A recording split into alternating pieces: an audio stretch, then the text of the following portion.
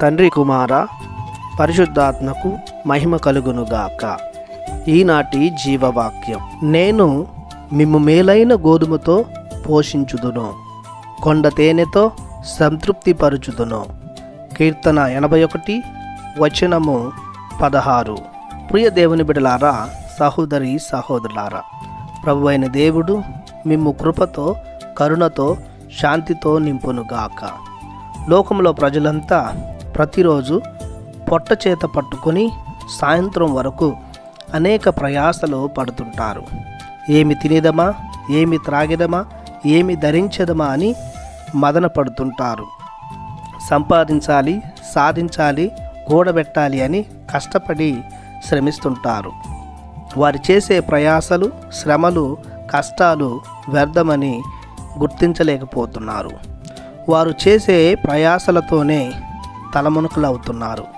జీవితం అర్థాన్ని, పరమార్థాన్ని మర్చిపోతున్నారు. జీవితాన్ని సంతోషంగా మలుచుకున్నటకు ప్రయత్నాలు చేస్తూ జీవితాన్ని కోల్పోతున్నారు. జీవితానికి మూలకారకుడైన ప్రభువునే మరిచిపోయి ఆ స్థితికి చేరుకుంటున్నారు.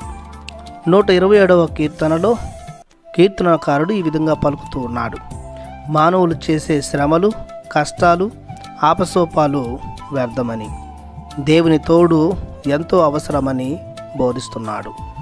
వేకువనే నిద్రలేచి చేసే కష్టార్జితము దేవుడు లేకపోతే వ్యర్థమే.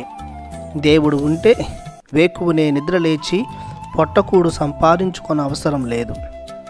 ప్రభువు తాను ప్రేమించు ప్రజలకు వారు నిద్రించినప్పుడునూ సంపదలు వసుకుతుంటాడు. అదియే ఈనాటి జీవవాక్యం మనకు క్లుప్తంగా వివరిస్తుంది. దేవుని కాపుదల, తోడు, నీడ ఉంటే ఏదియూ లోటు ఉండదని తెలుస్తుంది. ప్రభువే తన ప్రజలను మేలైన, శ్రేష్టమైన, ఉన్నతమైన గోధుమలతో, ఆహారంతో పోషిస్తాడు అని, ఇంకా కొండ తేనెతో, పానముతో, మధురమైన రుచులతో తన ప్రజలను నింపి సంతృప్తి పరుస్తాడు అని. కావున ప్రియ సహోదరులారా, మన ప్రయాసలలో, ప్రయత్నాలలో దేవుని ఉంచి మన కార్యాలను సాగించుదాం. దేవుని ద్వారా పోషింపబడదాం. ప్రార్థించుదాము. పరిశుద్ధుడవైన మా దేవా, మీ బంగారు పాదములకు వందనాలు చెల్లిస్తున్నాము. మేము చేసే ప్రతి పనిలో మీ సహాయాన్ని కోరుకుంటూ, మేము స్మరించుకుంటూ, మీ ద్వారా మా కార్యాలు సఫలీకృతం చేసుకునే మనోజ్ఞానాన్ని మాకు దయచేయమని యేసు పరిశుద్ధ నామములో ప్రార్థిస్తున్నాము పరమ తండ్రి. ఆమెన్. దేవుడు మిమ్ము దీవించునుగాక. ఆమెన్.